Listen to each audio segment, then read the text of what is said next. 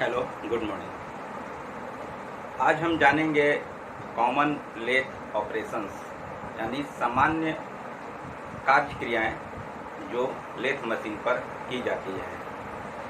तो lathe machine पर बहुत सारे कटिंग टूल्स, अटैचमेंट और एसेसरीज का प्रयोग करके विभिन्न प्रकार की कार्य क्रियाएं की जाती है, जिसमें आपको हम बताएंगे कौन कौन सी कार्य क्रियाएं लेथ मशीन पर की जा सकती हैं साधारण तौर पे।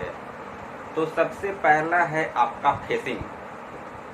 सबसे नंबर एक कार्य क्रिया है लेथ मशीन पर जिसका नाम है फेसिंग। इसमें क्या होता है कि किसी भी जॉब के फ्रंट फेस अर्थात जैसे किसी शाफ्ट का अगला भाग को फिनिश करना, किसी भी अवस्था में फ्लैटनेस करना या कोणीय करना, सामने वाले भाग को फिनिश करना फेसिंग कहलाता है। नंबर 2 है पैरेलल या स्ट्रेट टर्निंग। इसमें क्या है, किसी चौक के अक्ष के समानांतर पूरी लंबाई में एक समान व्यास को बनाना अर्थात किसी शाफ्ट का एक छोर का व्यास और दूसरे छोर का व्यास बराबर करना, ये होता है स्ट्रेट टर्निंग। ये पूरी लंबाई में शाफ्ट की पूरी बॉडी पर एक समान जो है डाया बनेगा एक छोर से दूसरे छोर तक, इसे कहते हैं स्ट्रेट या पैरेलल टर्निंग। इसके लिए हम कैरेज के प्रयोग करके बेड पर पूरी लंबाई में कटिंग टूल को चलाते हैं। टेल स्टॉक से लेकर के हेड स्टॉक तक हम चलाते हैं एक समान गति में, जिससे आपका स्ट्रेट टर्निंग होता है। नंबर 3 है step turning. Step by step अर्थात किसी जॉब पर शोल्डर बनाना, साधारण तरीके से समझ सकते हैं सीढ़ीनुमा टाइप का बनाना। चित्र के अनुसार थोड़ा सा बताते हैं आपको। सीढ़ीनुमा टाइप का बनाना अर्थात आपका कोई जॉब है इस प्रकार का, तो इस पर अगर हम इस तरीके से बनाते हैं,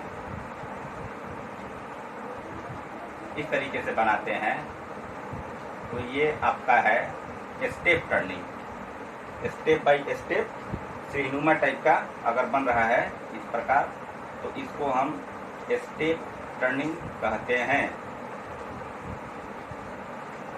नंबर 4 है फॉर्म टर्निंग। फॉर्म टर्निंग में क्या होता है कि जैसे जॉब है उसका अलग अलग प्रकार है। मान लीजिए आपका फाइल का हैंडल है तो उसको एक विशेष डिजाइन बनाया जाता है, या बेलन होता है। इस प्रकार जो भी कार्य क्रिया होता है लेथ मशीन पर उसको फॉर्म टर्निंग कहते हैं। इसमें विशेष टूल का प्रयोग करके अलग अलग प्रकार के कटिंग टूल का प्रयोग करके फॉर्म टर्निंग की जाती है।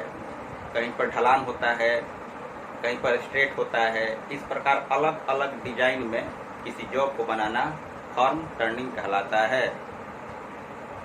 नंबर 5 है टेपर टर्निंग। टेपर टर्निंग अर्थात किसी शाफ्ट का एक तरफ का व्यास अलग होगा और दूसरी तरफ का व्यास अलग होगा, अर्थात समान नहीं होगा। एक तरफ से धीरे धीरे उसका जो व्यास है छोटा होते होते दूसरे छोर तक पहुंच जाना, और उस प्रकार का जो डिजाइन बनेगा वह आपका टेपर टर्निंग कहलाता है। टेपर अर्थात तिरछेपन में बनेगा। यहाँ पर आप बता देते हैं थोड़ा सा, अगर आपका जॉब इस टाइप का बन रहा है, इस टाइप का बन रहा है, तो ये टेपर टर्निंग कहलाएगा।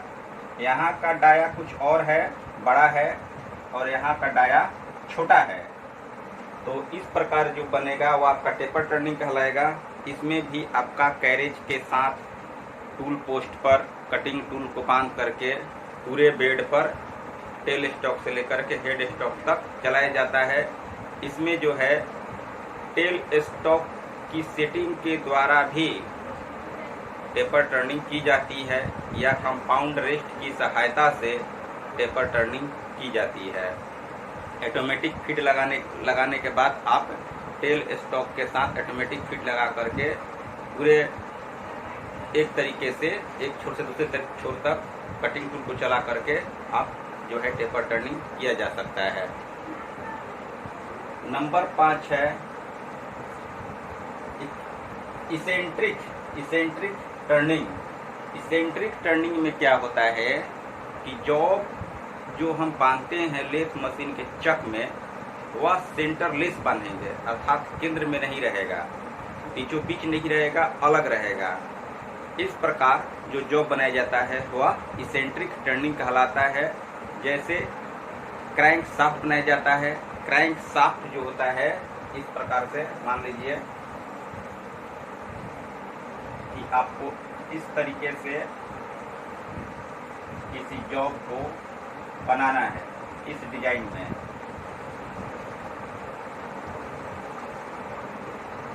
इस डिजाइन जॉब बनाना है तो ये सेंटरलेस है, यानी कि उठा हुआ है, एक तरफ से उठा हुआ है। तो इस प्रकार का जो जॉब बनता है इसेंट्रिक टर्निंग के द्वारा बनता है।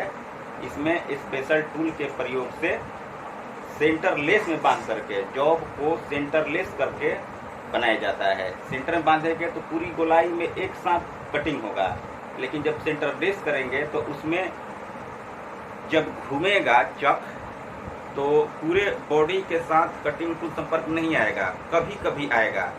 जो कभी कभी आएगा कटिंग टूल के संपर्क में, सिर्फ वही चीज आपका कटेगा, बाकी चीज नहीं कटता है। तो इस प्रकार से इस क्रिया को किया जाता है। नंबर 7 है अंडर कटिंग। जॉब बनाने के बाद जॉब को अलग करते हैं, कटिंग करके, कट लगा करके जॉब को वहां से अलग करते हैं। बाकी जो सरप्लस मेटल होता है वह अलग हो जाता है। तो इस क्रिया को हम अंडर कटिंग कहते हैं। इसमें क्या है कि फिटिंग करते समय अंडर कट लगाने की वजह से जो पार्ट्स है वह आसानी से फिट हो जाता है। जैसे बोल्ट पर भी अंडर कट लगाया जाता है, जिससे कि नट जो है आसानी से उस पर चढ़ जाता है।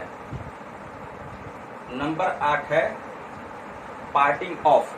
पार्टिंग ऑफ अर्थात जॉब को अलग करना, काट करके अलग करना।